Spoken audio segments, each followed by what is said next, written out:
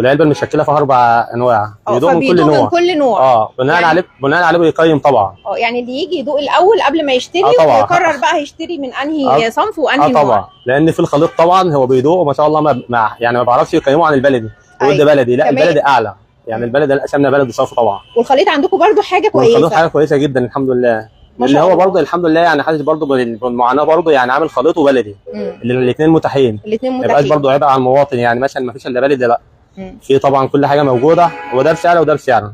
ايوه يعني أكيد. الخليط بقل شويه، البلدي يعني عالي شويه، وبرضه العالي مش الفرق كبير. مش لا طبعا، يعني المشاكل دي 230، البلدي 260. الفرق بينهم مش كبير يعني. البسكوت الخليط ب 200، البلدي 240. تمام، الفروقات مش كبيره قوي. الكحك برضه مثلا في ده مكسرات ملبن على عين جمل، ده مكسرات ده ب 215. البلدي فيه ملبن ب 240 والساده ب 250.